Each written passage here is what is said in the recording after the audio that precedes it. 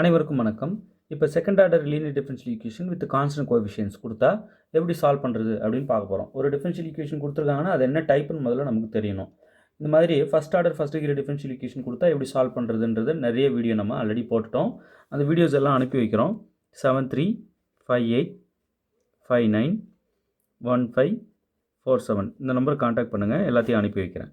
Okay, full set material அவைலபிளாக இருக்குது, வாங்கி படிங்க. இப்போது சால்வ் அப்படின்ட்டு ஒரு டிஃபரன்ஷியல் ஈக்குவேஷன் கொடுத்துருக்காங்க. இதை 4 இந்த d square by DD square இருக்கு இல்லையா, அதை கேபிட்டல் டி ஸ்கொயர் அப்படின்னு எழுதிக்கிட்டு இந்த ஒய் அப்படியே வச்சுக்கோங்க, ஈக்குவல் டு இந்த ஒய் அந்த பக்கம் இருக்கிறது அப்படியே இருக்கட்டும். அதாவது நான் என்ன பண்ணியிருக்கேன்னா D square divided by DD square இருக்கு இல்லையா, அதை கேபிட்டல் டி ஸ்கொயர்னு எழுதிக்கிட்டேன், அவ்வளோதான். அதாவது நம்ம என்ன செய்வோம்னா D square by D X square இருக்கு இல்லையா, அதை கேபிட்டல் டி ஸ்கொயர்னு சொல்லுவோம். இங்கே வேரியபிள் மாறி இருக்குது, அவ்வளோதான். இங்கே எக்ஸ் ஸ்கொயர் இருக்குது, அதுக்கு பதிலாக டி ஸ்கொயர் இருக்குது, அவ்வளோதான். ரெண்டும் ஒன்று தான், ரைட்? சரிங்க. இப்போ ஏன் சார் இப்படி எழுதுனீங்க? ஏன்னா இப்போ இந்த ஒய் இந்த பக்கம் கொண்டு வாங்களேன். அப்போது 4d square y minus y equal to அந்த பக்கம் 0 ஆகிடும். இப்போ இது எப்படி எழுதலாம்? 4d ஸ்கொயர் இங்கே 1 இருக்கும், அப்போ -1 இந்த ஒய்யை வெளியே எடுத்துடலாம், அப்படி ஈக்குவல் டு 0 இப்படி எழுதிக்கலாம், ரைட்? இப்போ பாருங்கள், இது ஒரு டிஃபரன்ஷியல் ஈக்குவேஷன். நீங்கள் இந்த மாதிரி பார்த்துருப்பீங்க இல்லையா, டி டேர்ம் வச்சு வெளியே ஒய் வச்சு ஈக்குவல்ட்டுக்கு அந்த பக்கம் ஒரு ஃபங்க்ஷன் கூட கொடுத்து. ஸோ இதுதான் வந்து ஆக்சுவலாக இப்படி தான் கொடுக்கணும். அதை கொஞ்சம் உங்களுக்கு குழப்பறதுக்காக இப்படிலாம் மாற்றி கொடுத்துருக்காங்க. சரி, கொடுத்த உடனே நீங்கள் கன்ஃபியூஸ் ஆகிட்டு விட்டு வந்துடக்கூடாது. இப்போ இந்த டி டேர்ம்ஸை மட்டும் எடுத்து ஆக்சிலரி ஈக்குவேஷன் எழுதும் இல்லையா, இதுக்கு சொல்யூஷன் வேணும். இதை தான் சால்வ் பண்ண சொல்லியிருக்காங்க. ஸோ ஆக்சிலரி ஈக்குவேஷன்றது தமிழ் என்ன சொல்வோம்னா துணை சமன்பாடு அப்படின்னு சொல்லுவோம். துணை சமன்பாடுன்னா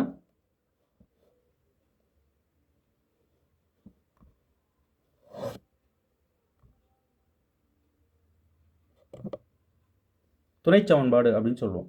ஸோ ஆக்சிலரி ஈக்குவேஷன் எப்படி எழுதுவோம் அப்படின்னா 4 இந்த டிக்கு எம் கொடுத்துடணும், 4m ஸ்கொயர் -1 இந்த டி டேர்ம் மட்டும் இந்த ஃபேக்டர் மாதிரி இருக்கு இல்லையா, இதை மட்டும் எடுத்து வச்சுட்டு டிக்கு பதிலாக எம் போட்டு ஈக்குவல் டு 0 போட்டுக்கணும், அவ்வளோதான். இதுதான் ஆக்சிலரி ஈக்குவேஷன், தமிழில் துணை சமன்பாடுன்னு சொல்லுவோம்.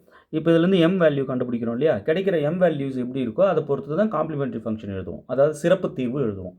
சிறப்பு தீர்வும் அதுக்கப்புறம் பர்டிகுலர் இன்டகரல் இந்த ஈக்குவேஷனுக்கு 0 வரும். ஏன்னா ஈக்குவல்ட்டுக்கு அந்த பக்கம் இருக்கிற ஃபங்க்ஷன் 0 ஆகிடுச்சு. இங்கே எக்ஸ்பொனென்ஷியல் ஃபங்க்ஷனோ டிக்னமெட்ரிக் ஃபங்க்ஷனோ இல்லை பாலினாமியல்ஸோ எது வேணாலும் வரும். ஸோ அது வர்றதுக்கு தகுந்த மாதிரி தான் பிஐ கிடைக்கும். இப்போ இங்கே பிஐ 0 ஆகிடுச்சு. ஓகே, எப்பயுமே general solution y equal to CF plus PI. Okay, இந்த பிஐ வந்து ரைட் சைடில் வர்றதை பொறுத்து தான் இருக்கும். இப்போ பிஐ 0 ஆகிடுச்சு. ஓகே, சரிங்க. இப்போ இந்த 4m ஸ்கொயர் அப்படி இருக்கட்டும், இந்த -1 அந்த பக்கம் கொண்டு போனால் +1 ஆகிடும். இந்த மல்டிப்ளையில் இருக்க 4 எந்த பக்கம் போனால் டிவைடுக்கு வந்துடும். அப்போ m ஸ்கொயர் ஈக்குவல் டு 1/4 ஆகிடும். இப்போ இங்கே ஸ்கொயர் அந்த பக்கம் போனால் ரூட் ஆகிடும். m equal to +or-√1/4. எப்போல்லாம் நம்ம ரூட் எடுக்கிறோமோ அப்போ +or- முன்னாடி போட்டுக்கணும். இப்போ m ஈக்குவல் டு +or- 1க்கு ரூட் எடுத்தால் 1, 4க்கு ரூட் எடுத்தால் 2. இப்போது m வேல்யூ இதில் 2 இருக்குது, அது 1 λ1 எடுத்துக்கணும். λ1 ஈக்குவல் டு +1/2, λ2 ஈக்குவல் டு -1/2. ரெண்டு value distinct value real roots ஆகிடுச்சு. அப்போ காம்ப்ளிமெண்ட்ரி ஃபங்க்ஷன் என்னன்னா இந்த மாதிரி டிஸ்டிங்க்ட் ரூட்டாக இருக்கணும், ரியல் ரூட்ஸாக இருக்கணும். இருந்ததுன்னா complimentary function ae⁴λ1x plus be⁴λ2x. அவ்வளோதான். λ1 λ2 இங்கே சப்ஸ்டியூட் பண்ணிடணும். அப்போ cf ஈக்குவல் டு ae⁴λ1 வந்து 1/2 இல்லையா, அப்போ 1/2x. இங்கே x நம்ம போடக்கூடாது, t போடணும். ஏன் சொல்லுங்கள்? be⁴λ2t. ஏன்னா இங்கே கீழே இருக்கிற வேரியபிள் t, சரிங்களா? அப்போது இந்த இடத்துல எக்ஸுக்கு பதிலாக t போட்டுக்கோங்க. அப்போது cf என்ன கிடைக்குது? இதாங்க y. ஏன்னா பிஐ வந்து 0 ஆகிடுச்சு, இந்த இடத்துல 0 ஆகிடும். cf மட்டும் போட்டு ஜென்ரல் சொல்யூஷன் நமக்கு y கிடச்சிடும். therefore finally y equal to ae⁴t/2 plus be⁴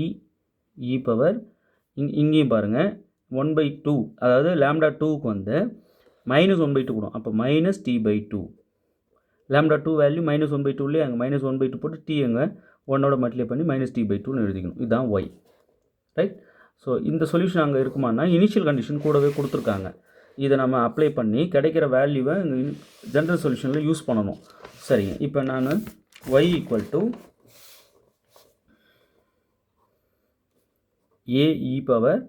ae⁴t/2 plus be⁴ -t/2 இதான general solution.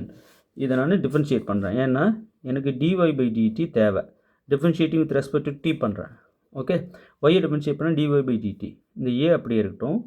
e power t by 2 differentiate பண்ணால் e power t by 2 இந்த இன்ட்டு 1/2 வரும். எப்படின்னா இங்கே பாருங்கள், e power at டிஃபரன்ஷியேட் பண்ணுறோன்னு வைங்க, a e power at இதுதான் ரூல். ஸோ இந்த முன்னாடி இருக்கிற கோஎஃபிஷியன்ட் a வந்து அப்படி முன்னாடி வரும்.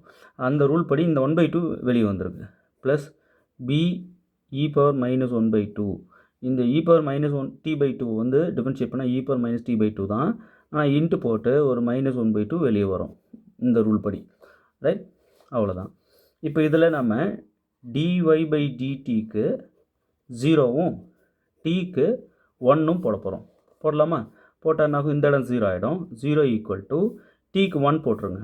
அப்போ a e பவர் tக்கு 1 போட்டால் 1/2 இன்ட்டு இங்கே இந்த 1/2 அப்படியே இருக்கட்டும். இந்த மைனஸ் முன்னாடி கொண்டு வந்துடலாம்.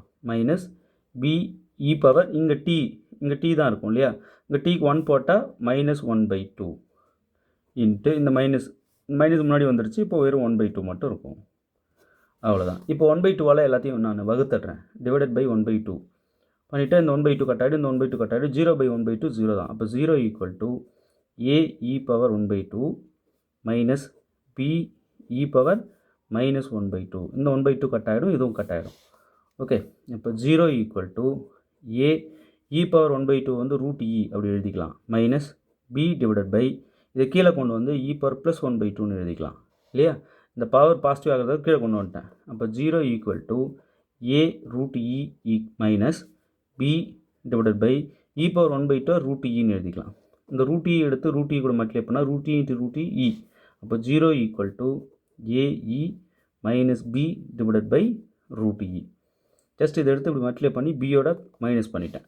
இப்போ ரூட் இ எடுத்து இப்படி 0 கூட மல்டிப்ளை பண்ணிடலாம். அப்போ 0 equal to a e minus b. இப்போ மைனஸ் பி இங்கே கொண்டு வந்துட்டால் ப்ளஸ் பி ஆகிடும். B equal to a e. இதாங்க கிடைக்குது அந்த இனிஷியல் கண்டிஷனை யூஸ் பண்ணால். எதுக்கு சார் அந்த இனிஷியல் கண்டிஷன் இப்போ இதில் போய் சப்ஸ்டியூட் பண்ணிங்கன்னா இந்த காம்பினேஷன் நமக்கு கிடைக்குது. பி இருக்கிறதுல ஏஇ போட்டுக்கலாம். இதில் ஜென்ரல் சொல்யூஷனில் இதில். ஓகே, அப்போது therefore the final solution y equal to a e power t by 2 plus b. இந்த b இருக்கிற இடத்துல இந்த ஏஇ போடுறேன். A e e power minus t by 2 இப்படி ஆகிடும். இப்போ e power 1 இருக்குமாங்க. அப்போது y equal to a e power t by 2 plus a இந்த 1 இதோட சேர்ந்துக்கும். பவர் ஆட் பண்ணிக்கலாம் இல்லையா. e power 1 minus t by 2 இப்படி ஆகிடும். இப்போ ஏ காமனாக இருக்கு, வெளியே எடுத்துடலாமா. இங்கேயும் ஏ இங்கேயும் ஏ. அப்போ ஏ எடுத்துட்டா e power t by 2 plus e power 1 minus t by 2. Initial கண்டிஷனை யூஸ் பண்ணதுக்கப்புறம் கிடைக்கிற சொல்யூஷன் இது. இனிஷியல் கண்டிஷன் யூஸ் பண்ணுறதுக்கு முன்னாடி கிடைக்கிற சொல்யூஷன் இது. ரைட், இதில் எந்த டவுட்னாலும் நீங்கள் கேட்கலாம், எந்த இடம் புரியலனாலும் கேட்கலாம். சரிங்களா. இப்போ எந்த ஆப்ஷன் இதில் பாருங்கள்.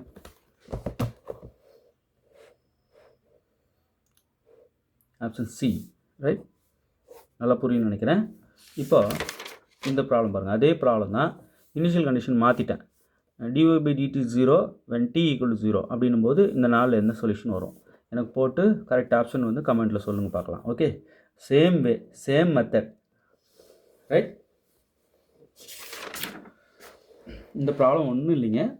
அந்த d² by dt² d²ன்னு எழுதிட்டு இந்த y இந்த பக்கம் கொண்டு வந்து y எங்கள் காமனாக வெளியே எடுத்துகிட்டு இந்த d டேர்ம்ஸை மட்டும் எடுத்து ஆக்சிலரி ஈக்குவேஷன் எழுதுகிறோம். m போட்டு dக்கு m போட்டு அந்த ஆக்சிலரி ஈக்குவேஷன் சால்வ் பண்ணால் டிஸ்டிங்க்ட் சொல்யூஷன்ஸ் கிடைக்குது. 2 சொல்யூஷன்ஸ்.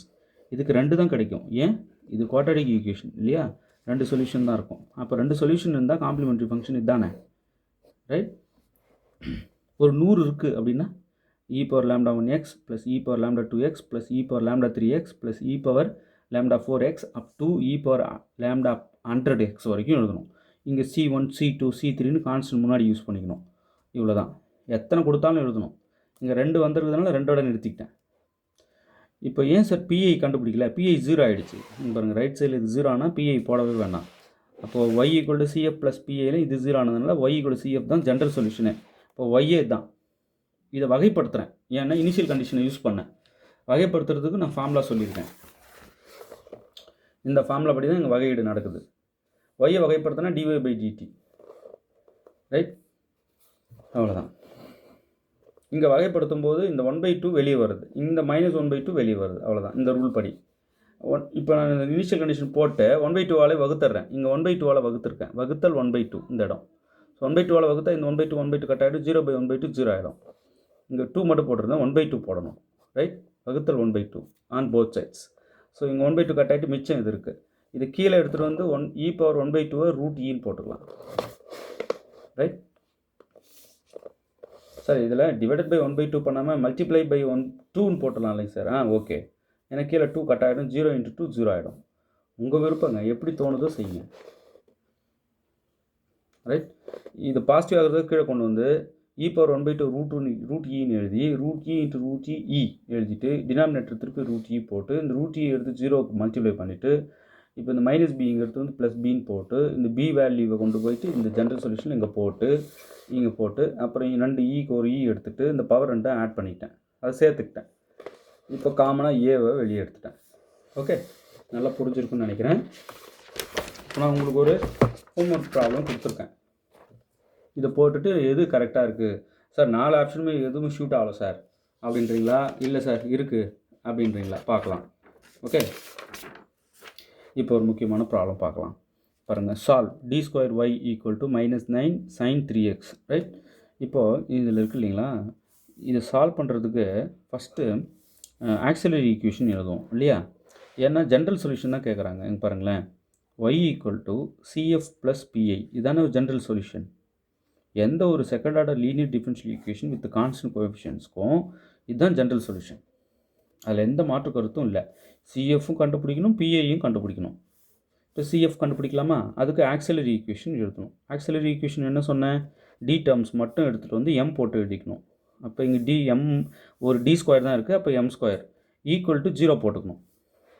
m² = 0னா இதுக்கு 2 சொல்யூஷன் இருக்குது. அப்போ m² = 0னா m = 0, 0 2 தான். அப்போது λ1 λ = 0 ஒரே சொல்யூஷன் சேமாக வந்துருச்சு. டிஸ்டிங்க்ட் ரூட்ஸ் இல்லை இதில், சேம் ரூட்ஸ். டிஸ்டிங்க்ட் ரூட்ஸாக இருந்தால் நம்ம ae⁻λ1x + be⁻λ2x எழுதணும். So complimentary function. அப்போது λ1 தான் கிடச்சிருக்கு, ரியல் ரூட் தான். அப்போ நம்ம என்ன பண்ணலாம், CF =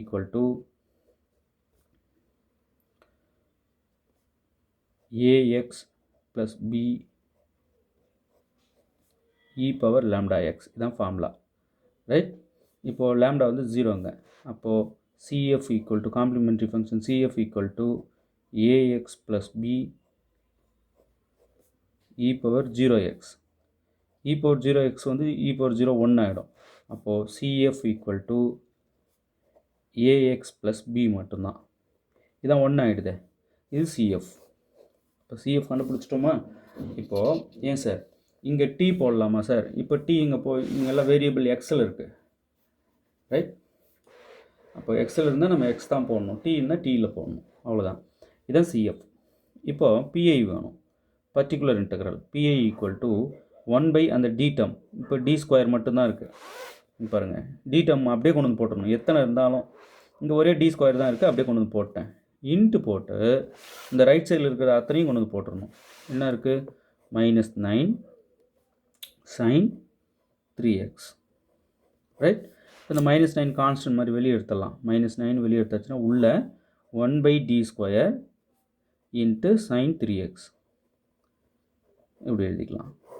ரைட், இப்போ இந்த உள்ளே இருக்கு இல்லையா கான்ஸ்டன்ட், எக்ஸோடைய கீழ், சைனுக்கு உள்ள எக்ஸோடைய கீழ், அதை எடுத்துகிட்டு வந்து ஸ்கொயர் பண்ணி அதுக்கு முன்னாடி ஒரு மைனஸ் போட்டுக்கணும். அதுதான் d². ஸோ d² இடத்துல இது பிரதிடணும். இந்த மாதிரி டிக்னாமெட்ரிக் ஃபங்க்ஷன்ஸ் வந்தால் மட்டும்தான். சரிங்களா, அப்போது -9 1/d² இருக்கிற இடத்துல மட்டும்தான் பண்ணணும், dக்கு இல்லை. அப்போது -3² 9 போட்டு sin 3x.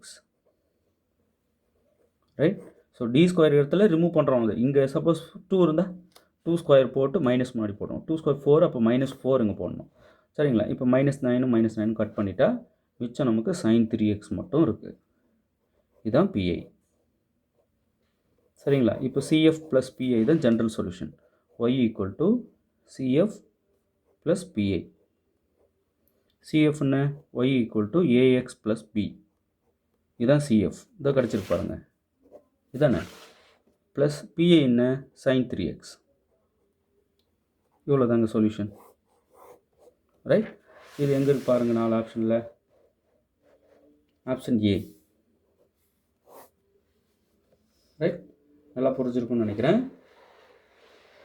இந்த மாதிரி ப்ராப்ளம் நிறைய போட்டோம், வீடியோ இருக்குது, வேணுன்றவங்க 7358591547 இந்த நம்பருக்கு காண்டாக்ட் பண்ணுங்கள். நிறைய பேர் என்ன நினைக்கிறாங்க, நோட்டிஃபிகேஷன் வரட்டுமே அப்புறம் பார்த்துக்கலாம் அப்படின்ட்டு இருக்காங்க. அப்போலாம் வந்தால் படிக்க முடியாதுங்க, அவ்வளோ கண்டென்ட் இருக்குது. சும்மா நீங்கள் 85 புக்லெட் வாங்கி பார்த்தீங்கன்னா தலை சுற்றிடும். வாங்கி பாருங்கள், தெரியும். ரைட். சரிங்க, இப்போ இந்த டிஃபரன்ஷியல் ஈக்குவேஷன் பார்க்கலாமா? இது சால்வ் அப்படின்னு கேட்டிருக்காங்க. அப்படின்னு என்ன அர்த்தங்க? ஜென்ரல் சொல்யூஷன் வேணும்னு அர்த்தம். சால்வ்னா ஜென்ரல் சொல்யூஷன் ஒய் வேணும்னு அர்த்தம். சிஎஃப் ப்ளஸ் பிஐ கண்டுபிடிக்கணும். சரிங்களா? இப்போ ஃபஸ்ட்டு சிஎஃப் கண்டுபிடிக்கலாமா? ஓகே. அதுக்கு டி டேர்ம்ஸ் வேணுமா? ஆக்சிலரி ஈக்குவேஷன் எழுதணுமா? ஆக்சிலரி ஈக்குவேஷன் எப்படி எழுதணும்? இந்த முன்னாடி இருக்கிற டி டேர்ம்ஸ் மட்டும் எடுத்துகிட்டு வந்து, அதாவது இந்த ஃபேக்டர் மட்டும், ஒய் கூட இருக்கிற இந்த ஃபேக்டர் மட்டும் எடுத்துகிட்டு வரணும். அது டிக்கு எம் போட்டு எழுதணும். இப்போ எம் ஸ்கொயர் ப்ளஸ் 9 போட்டு எழுதிட்டு ஈக்குவல் 0 பண்ணிக்கணும். இதுதான் ஆக்சிலரி ஈக்குவேஷன், துணை சமன்பாடு. சரிங்க. எம் ஸ்கொயர் ஈக்குவல் டு இது, இந்த 9 அந்த பக்கம் கொண்டு போனால் -9. அப்போது M equal to plus R minus root -9. Square அந்த பக்கம் கொண்டு போனால் ரூட் ஆகிடும். ரூட் போடும்போதெல்லாம் ப்ளஸ் ஆர் மைனஸ் போட்டுக்கோங்க. M equal to plus R minus ரூட்குள்ளே மைனஸ் வந்து ஐ போட்டுட்டு ரூட் 9. இங்கே எங்கே காணும் மைனஸ் அப்படின்னா, அந்த ரூட் மைனஸ் வந்து ஐ, ரூட் -1 வந்து ஐ. ஸோ அதான் அங்கே போட்டேன். இப்போ M equal to plus R minus i, 9க்கு ரூட் எடுத்தால் 3. அப்போ எம் ஈக்குவல் டு, இங்கே ரியல் பார்ட் 0, அப்போ 0 plus R minus I3. Right. இது எந்த வடிவில் இருக்குன்னா, m equal to a plus R minus i b இந்த வடிவில் இருக்கா? அப்போ காம்ப்ளெக்ஸ் ரூட்ஸ் கிடச்சிருக்கு நமக்கு.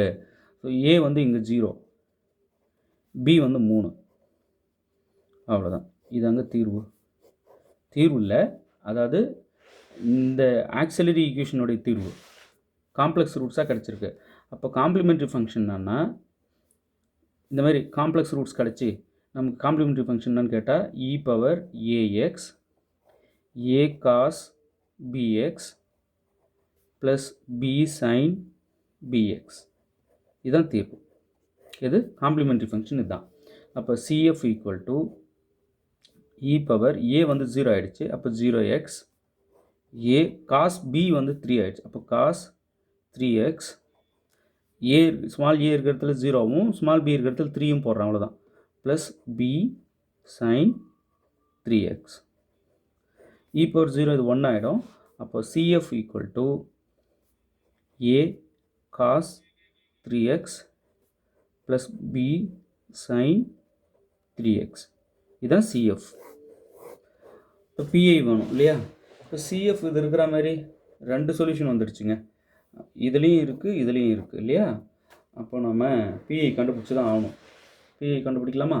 பிஐ கண்டுபிடிக்கணும் தான் சொன்னேன். பிஐ ஈக்குவல் டு 1 அந்த D terms D square plus 9 into போட்டு ரைட் சைடில் இருக்கிறத அப்படியே எழுதிக்கணும். இது 1 இந்த டி டேர்ம் எழுதிட்டு இந்த பக்கம் இருக்கிற sin 3x அவ்வளோதாங்க. இப்போது இதை நான் என்ன செய்கிறேன், 1 டி ஸ்கொயர் ப்ளஸ் இந்த 9 3 ஸ்கொயர்னு எழுதிக்கலாம் இன்ட்டு sin 3x. ரைட், இப்படி எழுதிக்கலாம். இப்போ இதை பார்க்கும்போது எனக்கு ஒரு ஃபார்முலா ஞாபகம் வருது. என்ன ஃபார்முலான்னா, இங்கே எழுதுகிறோம் பாருங்கள். பாருங்க, 1 D square plus A square sin ax. இது என்னென்னா -x/2a காஸ் ஏஎக்ஸ். ஸோ இதோடைய தீர்வு தான். அதே போல் 1 D square plus A square cos ax இதுவும் வரும். ஈக்குவல் டு இதுக்கு என்னென்ன தீர்வு, x/2a சைன் ஏஎக்ஸ். இந்த 2 ஃபார்முலா எழுதி சவுத்தில் ஒட்டி வச்சுக்கோங்க. ரைட். இப்போ நமக்கு இந்த ஃபார்முலா இதான் ஏன்றது தான் இந்த 3. அப்போ என்ன வரும் ஆன்சர் சொல்லுங்கள், -x/, இதை பாருங்கள் இந்த ஃபார்முலா படி -x/2 இன்ட்டு ஏ வந்து இங்கே 3, 2 இன்ட்டு ஏ உள்ளே இருக்கிற இந்த 3, 2 இன்ட்டு 3 இன்ட்டு சைன் ஒன்றாக மாறுது பாருங்கள், சைன் காசாக மாறுது. அப்போ காஸ் 3x அவ்வளோதான். இது ரெண்டையும் மட்டும் எழுதுங்க. 2 × 3 6. அப்போது -x/6 cos 3x. இதாங்க பிஐ கிடச்சிருச்சா? அப்போ ஜென்ரல் சொல்யூஷன் என்ன? y = CF + PI. அப்போது y = CF என்ன? இப்போ தான் கண்டுபிடிச்சோம். a cos 3x + b sin 3x. a cos 3x + b sin 3x. இதை திரும்ப இதோட -x/6 cos 3x. இதுதான் பொது தீர்வு. ரைட்? சில நேரம் பர்டிகுலர் சொல்யூஷன் மட்டும் கேட்பாங்க, சில நேரம் காம்ப்ளிமெண்ட்ரி ஃபங்க்ஷன் மட்டும் கேட்பாங்க. இப்போ இதில் எது பாருங்கள் ஆன்சர்? Option A. ரைட்? நல்லா புரிஞ்சிருக்குன்னு நினைக்கிறேன். அவ்வளோதான்.